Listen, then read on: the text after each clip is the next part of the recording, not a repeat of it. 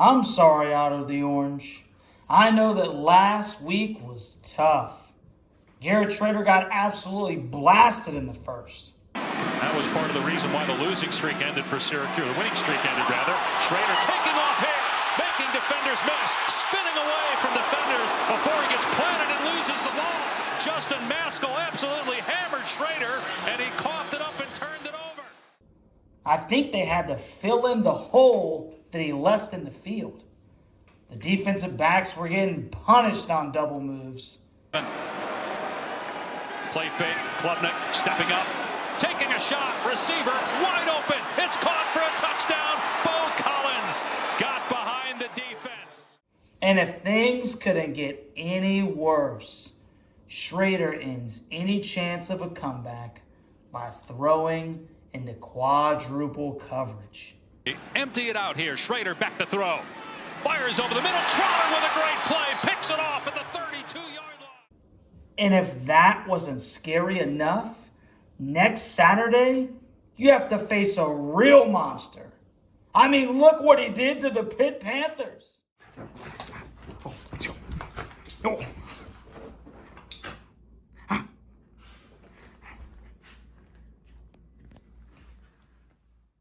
I don't know if you want to come down to Chapel Hill this year, bud.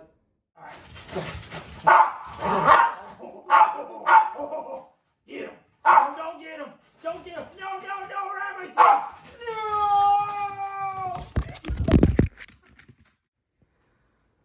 No! We tried to warn him.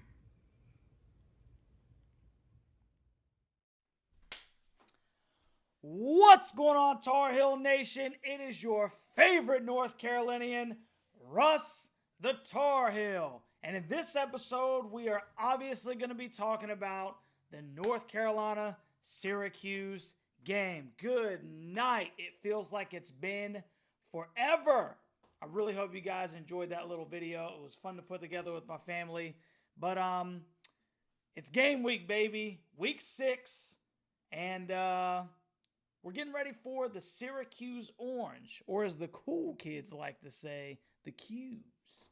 So, I guess we'll get into it. Let's huddle up. You don't want none! You don't want none! Ready, break. Now, before we get into the specifics of the North Carolina-Syracuse game, I want to dive into a little bit of the updated college football polls, the coaches and the AP polls, and I want to see where they got the fighting footballers from North Carolina. And if you look, even during the bye week, and sometimes this happens, the North Carolina Tar Heels move up to number 14 in the AP and number 13 in the coaches. So you know that we're sniffing that top 10, baby. So all we got to do is keep getting those W's, man. We'll be there before you know it. Now, the Atlantic Coast Conference now boasts 5 teams in the top 25 with the addition of Louisville, who's checking in at number 25 in both polls this week. FSU remains at number 5. Heels are at 14 and 13. Miami moved up 1 spot to 17 in both polls. And then Puke dropped to 19 and 21 disrespectfully, not respectfully, disrespectfully in both polls after their loss to the Irish. Thank you, Irish. Thank you, South Bend. Let's go Irish for week 5. Now, speaking of the ACC, let's take a gander at the standings. Now, you see right there at the very top, you got to look out for them stinking Cardinals for Louisville, 3-0. And once again, like I said in my little video here recently, they don't play anybody in conference. They don't have to play Florida State, Clemson, or North Carolina. They do play the Irish next week, but obviously that is not going to count towards their ACC record. Then you have the Seminoles checking in at 2-0. They have a cakewalk this week when they take on Virginia Tech and Tally, followed by those mighty Tar Heels from the Tar Heel State at 1-0. And the Hills are in a 3-way tie with Puke and Virginia Tech. And then you have the Wolfsack, the leaders of the defeated section. Way to go, Wolfsack. Notice Miami still hasn't played a conference game, or anyone for that matter. They get another cupcake before the showdown in Chapel Hill when they take on the Georgia Tech Yellow Jackets at home. But what stinking Georgia Tech team are you going to get? I mean, they looked absolutely awful against Bowling Green this week. UVA pulls up the rear, and as a North Carolina fan, you can't be too disappointed with the Who's being in last. Now, before we look into the specifics of the 2023 North Carolina-Syracuse game, you all know that I love to look at the history between these two programs. Now, the history between these two schools is fairly new. It only dates back to 1995 when the North Carolina Tar Heels hosted the Syracuse Orange in their first ever meeting in Chapel Hill, and they took an L to the Orange 20-9. Now, the North Carolina Tar Heels got redemption in 1996 when they went up to the Cuse and they won 27-10. And the team's last meeting was a 31-6 drubbing by the Hills over the Orange on September 12th, 2020 in Chapel Hill. If you guys remember, Javonte Williams broke the game open. He had 3 rushing touchdowns in the fourth quarter, and Michael Carter added 138 yards of rushing himself. So the all-time series with these two programs is all knotted up at 3, which is pretty interesting that they've only played 6 times. So let's look at the 2023 edition of the Heels versus the Syracuse Orange. Now, this absolutely matters 0%, but I like to look at it anyway because, it's a cool little statistic, if you will, that ESPN puts out. The ESPN matchup predictor gives the North Carolina Tar Heels a 60.9% chance at beating the Syracuse Orange. And if you ask me, I thought that was a little low considering that this game was in Chapel Hill. Now, the 4-1, 0-1 in conference Syracuse Orange are led by senior quarterback Garrett Schrader. He's leading the Orange with 1,153 yards passing with 8 touchdowns and 4 interceptions. He has a QBR of 75.6. And against the Clemson Tigers last week, he was 15 for 29 for 181 yards, 2 touchdowns, and an interception. But that Clemson defense is legit, and you could see that Schrader was under duress all game. He kind of got a little bit of happy feet in the pocket, but that kid can move anyway. So I thought that for all intents and purposes, you'd like to see him play a little bit better, but he didn't have the worst ball game. He did also lose a fumble, as we seen in the opening little clip right there, when he got absolutely drilled. Got to keep your head on a swivel, kid. Anyway, the leading rusher for the Orange is LaQuint Allen. He has 363 yards on 76 carries, which is good for a 4.8 yards per carry clip. And he has 6 touchdowns.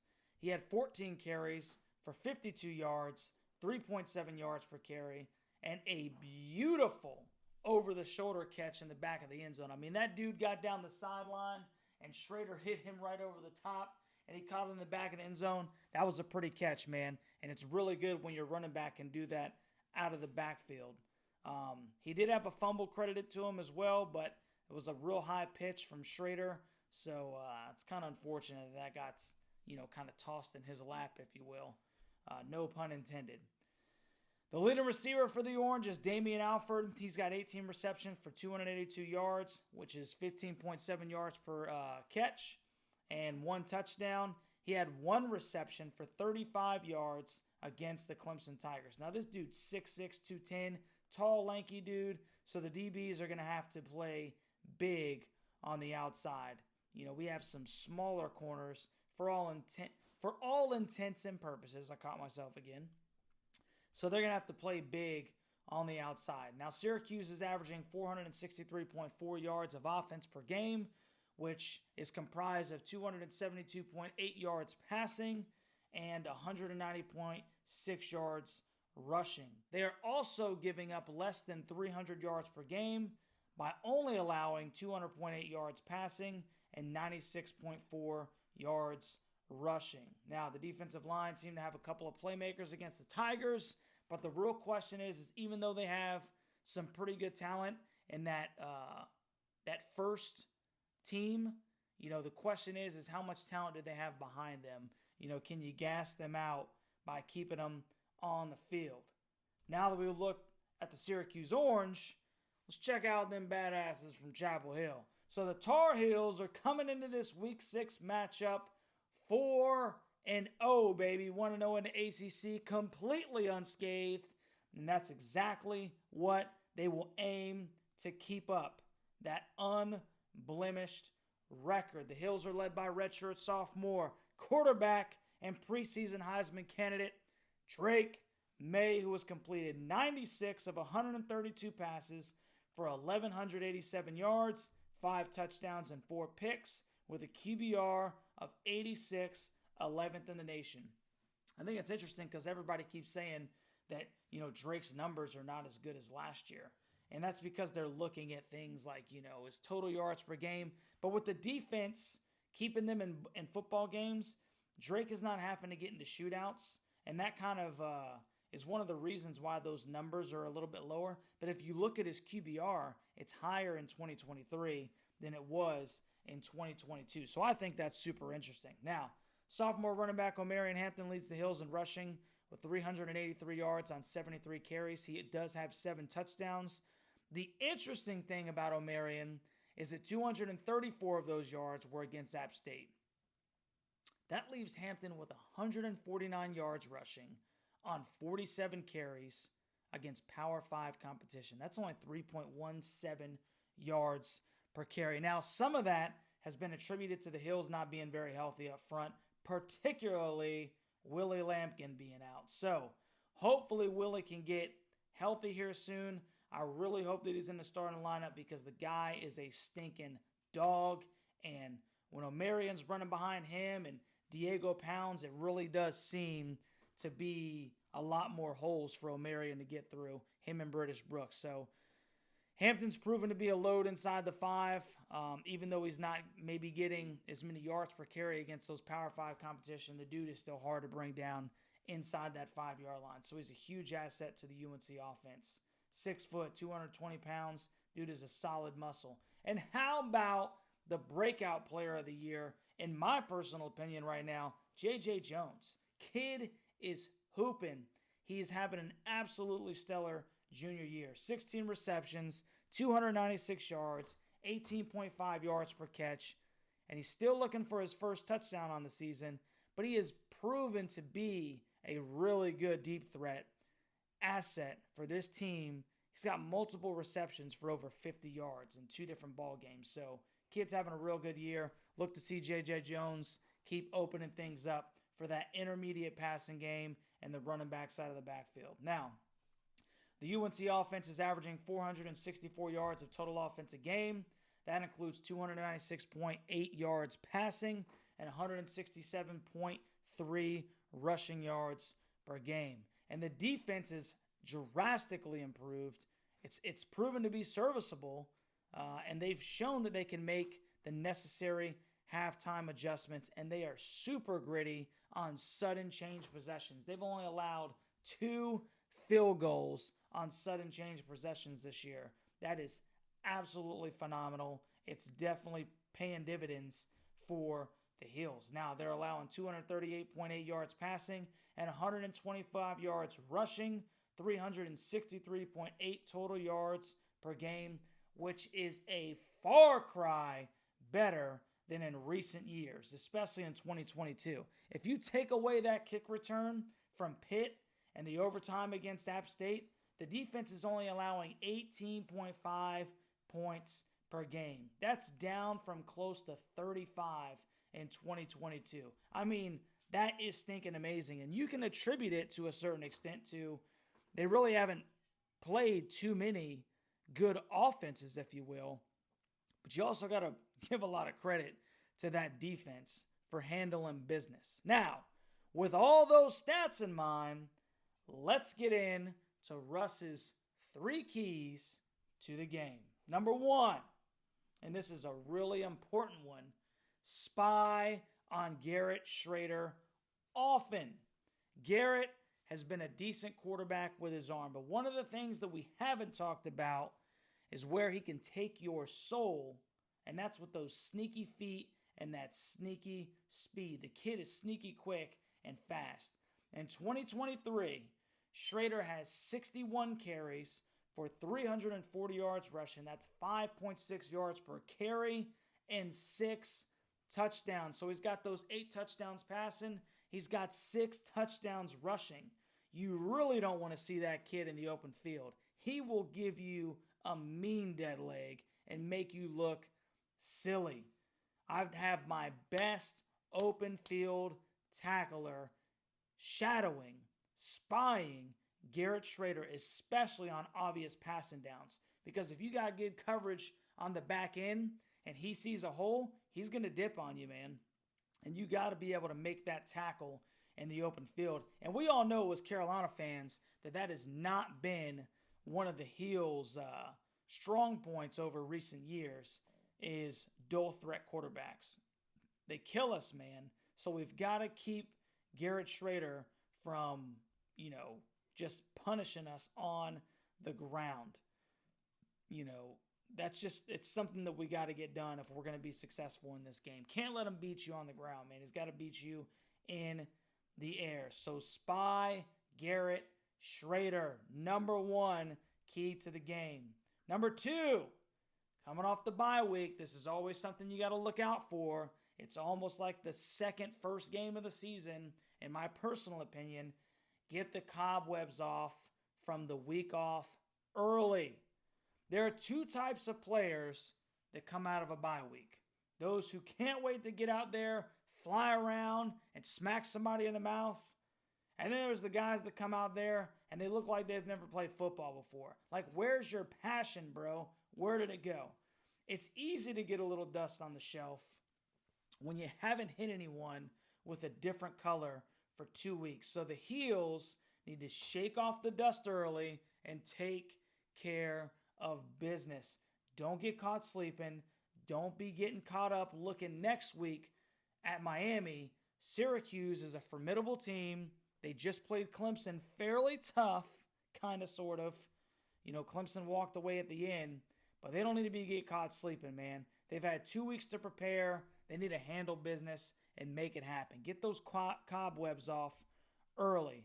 Number 3 key to the game, and I think this is an important one for the offense, keep a clean pocket.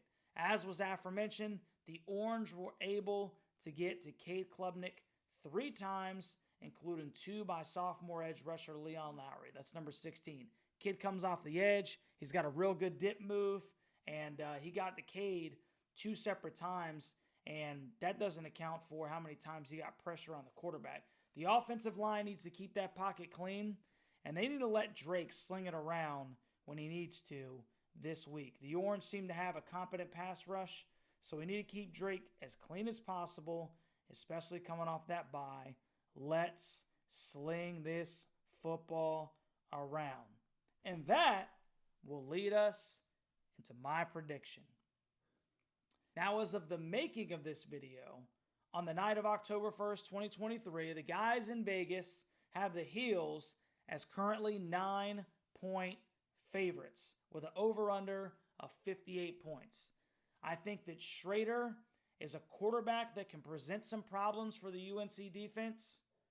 Just looking at our history with the quarterbacks that run, you got to kind of remember that. Shrader is a guy that can cause you some problems on the ground. So I honestly would not be surprised if there's a couple of times, 2 or 3 times in the game, where we as fans and them as that defense are just putting our heads down like, good night. It's 3rd and 15. How did he pick that up on the ground? Now, I hope that they prove me wrong, but you got to show me, and I think this is a really good test for that defense because to me, this is really the first kind of real dual threat quarterback, if you will, that can hurt you on the ground, like a true guy that can hurt you on the ground. So it'd be real good to see how that defense plays against Shrader. Now, I ultimately think that despite his ability, they kind of lack some skilled players on the other, positions like that are better than our defenders, if you will. So I think that Carolina can hold the Cuse to under 25 points. I think that Drake is going to be able to sling the ball around, and UNC gets enough in the running game to keep the Cuse honest and not just dropping everybody back. So give me the Heels to cover, and my prediction for this game is North Carolina 42, Syracuse 27. Heels should be able to score some points in this one, and I think it's competitive long enough that the Heels aren't able to kind of let off the gas quite so quickly like they did against Pitt. So tell me, Tar Heel Nation, what you think about my prediction. Do I have this train on the track, or did I just take this thing off into the woodline somewhere? Let me know down in the comment section your game prediction. Let me know what you're looking for from the Carolina offense, the Carolina defense, and even put in there, what you think about the content. What do you think about those little beginning clips, man? I have a lot of fun putting them together. Some of them are obviously going to be better than the other ones. I had a real good time putting this together with my daughter. So I really like that. I don't care if it's you guys putting down in the comment section that you want more Ramesses and less Russ the Tar Heel. Hey, I get it, but you're stuck with me anyway, bro. So don't forget to like, share the video. By all means, share the video. I appreciate it every time you guys share this video. And smash the sub button, man. If you're a Tar Heel, if you're a college football fan, hey, show your boy some love. Smash the sub button. Smash the like button. Share it to your friends. I don't care if it's, hey, look at this. Look at this doofus. I don't care. Share it. Don't forget Russ's rant and the Tar Heel Mobile this Wednesday. And obviously, we'll be watching the Syracuse live. 3:30 kick this Saturday. Syracuse comes down to Chapel Hill to take on the Mighty Heels. They look to stay unblemished on the season. Watching the Heels, step on some oranges, baby. Respect Tar Heel Nation. Go to hell, Pukin State. I'm out. I'm a Tar Heel boy, I'm a Tar Heel